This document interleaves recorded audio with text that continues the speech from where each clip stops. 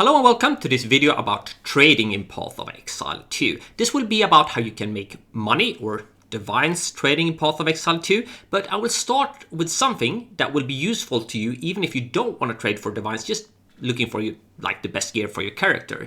And this, if you're not doing it already, will save you a lot of time. I didn't know you could do this at the start. So when you're looking for items, you, after a while, at least I do, end up with rather complicated trade filters. And it's also like setting up good trade filters is a really good way of quickly finding good items for your build and improve your build, right? I don't have any weighted sum here. I will talk about weighted sum later. It's a really useful tool, but it's still kind of a lot of stuff that I can very quickly select, deselect, change the amount of a certain type of stat I want, stuff I don't want, etc. by just like declicking and clicking them, right? And then hit search. And here comes the thing that will save you time. Once you have done this, you have to click search first, and that's important. You can actually bookmark your search. So you just go to like the map you want to bookmark it in, write something like test PoE search, and klart, it's like done in Swedish, right? And now if I go to my bookmarks on a new page, so I'll go to my bookmarks, I will go to my games folder, Path of Exile 2, trade search, and hit that test PoE search. We got it. Everything is here.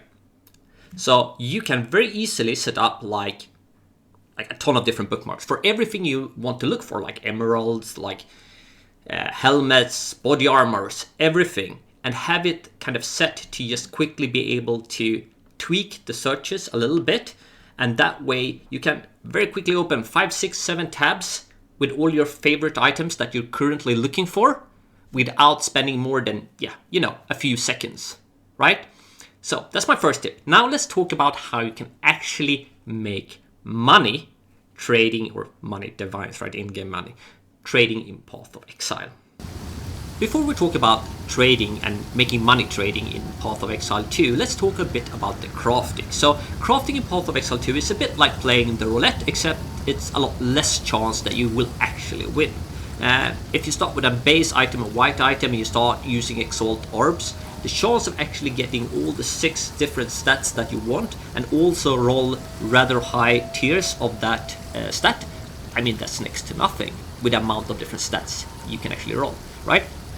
But there's one exception for that, unless, of course, you use omens, but that's a different story and only worth it if you have really high tier items, right? So the exception is Vol Orbs. So Vol Orbs have 25% chance of adding a socket to an item, which usually is very good. 25% chance of adding an extra stat. That stat is never bad. It might not help you, but it's not bad, and sometimes it can lead to a very large value increase. I will give one example. A bow I have for sale here. This is probably not worth a mirror, but it's probably worth like 150 divines, right? And the thing that makes it worth that much is that I managed to roll bow attacks for an additional arrow when it already has that, so it's 2 additional arrows on a bow that is already very good, like +4 to all projectile skills, good damage, etc., right? So it can improve your items. Then 25% chance nothing happens, then nothing happens. Since corrupted items are worth a bit less than uncorrupted items, because a lot of people know that corruption can add value. It probably means you lost some money if nothing happens when you corrupt an item, but it would still be possible to sell it and get some of the money back. And the last 25% is that it will re-roll a stat on the item. But that does not mean it's 25% chance that you will brick the item, because it might re-roll something that doesn't matter. So for example, on this bow here, if it re-rolls the increased physical damage, that will probably brick the item. Same if it re-rolls the cold or lightning damage. But if it re-rolls the dexterity, life per enemy killed, or mana per enemy killed, it might not brick the item, it might actually improve the item. So you have less than 25%, depending on the type of item you have, to actually brick your item, right? So that means the net outcome of improving a bunch of items with Vol Orb is positive. So what you are going to look for, and now we're actually getting to the part where you are going to make money trading, is items that will increase a lot in value preferably double in value if you can roll a socket. So here we are again with my search for bows, and I think like if you're going to corrupt stuff to make divines, weapons are a really good place to start, because a lot of builds depend on the base damage of the weapon for how much damage you will do, right?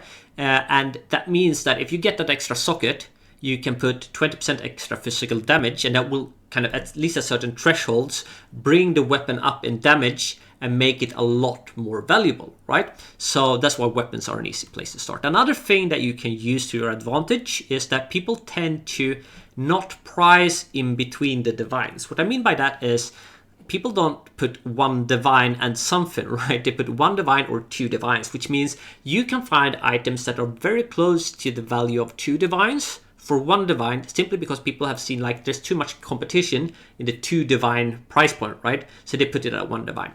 That means that if you manage the corruption and get that extra socket, it will be for sure worth two divines, if not even three divines. And if you fail, you can most likely still resell them for one divine, unless you brick the item, right? So that's what you're looking for. So if we're looking for bows here, and this of course, like the DPS numbers I'm mentioning now, that might totally, if you look at this video in the future, might depend on patch and stuff like that. So you have to kind of create your own opinion on where that price point is. Try to look for the price point where like the price kind of takes off.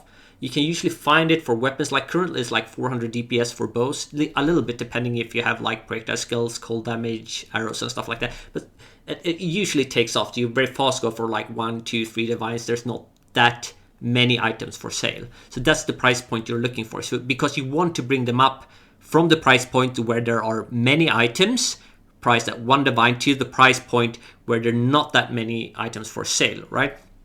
So if we search for bows here and start looking for candidates, just to give an example, let's see what, I probably should make this one a bit lower like this.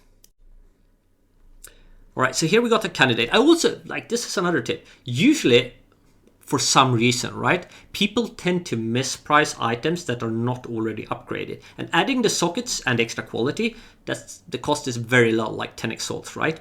So usually these ones are kind of good finds. This one can probably be brought up to like 360 something, which is not enough with just adding the sockets and the quality. But if you manage a corruption roll, it will probably be like 370, 380. I don't think it's enough to get it up to the value of 2 divines, but it could get it up to the value of 1 divine. So this is kind of, it's possible, a possible candidate, but it's not super good. Keep going here. Kind of same goes for this. Since a bit more of the base damage here is from physical damage, while this one have more elemental damage, it means it can actually be brought up more in DPS by that extra socket than the previous one. Let's keep scrolling. This one is actually a really good candidate, right? So 347, this one will for sure get above 400 DPS if you manage that extra socket. So this one for 1 divine is probably a really good purchase. I think this one with your current price point, if you manage that socket or a stat that is good for the bow, like extra damage, attack speed, etc., right, can actually bring this one up to like 3 or 4 divines of value, right? So that's something I would look for. So that's how you make money trading. Buy very good priced stuff and then just valor them. Also, the good thing with this strat is you don't really need, since it's kind of consistent, you don't need like a big bank before you start doing this. There's very low risk of going going broke. So let's talk a little bit about trade filters to end this video. So let's wrap up this video by talking a bit about how you set up trade filters, quite briefly, right? So on this side, you got a lot of base stuff, type of items, rarity, if it should be corrupted or not. You can also set the minimum item level, which is really good if you're looking for weapons. Sometimes like lower item level weapons can't roll high stats, right? Minimum DPS, also really useful. And on this side, you can add a bunch of stats. So everything you just add like this is a must-have on the weapon or armor, whatever you are searching for. So for example, for an armor, that might be spirit if you need spirit on the armor. And you can put like a minimum amount of spirit too. Or whatever, like stat you're looking for, right? But sometimes you can substitute one thing for another. For example, resistances. Yeah, if you're looking for an item and you know you're going to substitute other items as well, it might not matter for you if you add fire or lightning resist, because you can always, like, what you don't get on this item, you can get on the next one. And then you can use count. You can say, like, if you put 1 here, it says, like, you should have 1 of these things, right? So, and not, moving on to that, is exactly what you think it is. It says the item should not have this rolled, right? So it's for things you really want to exclude. But then we got weighted sum. And weighted sum is really interesting because sometimes you have stuff that substitute each other, but is not equally valuable. So for example, attack speed here increase my damage, and so does increase damage with bows. But 4% increased attack speed will increase my damage a lot more than 4% increased damage with bows. So I want to value it higher.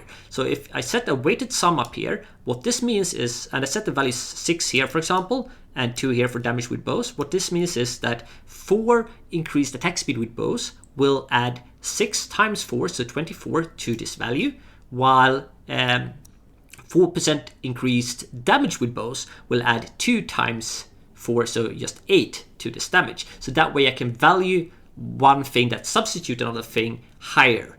So that's really good when you want to sort for items. I feel like emeralds is a good example where, like, they have a lot of different stats that can roll, and a lot of times you can substitute one for another. So that was all for this video. Hope you found it helpful. If you did, give a thumbs up, maybe subscribe. Cheers!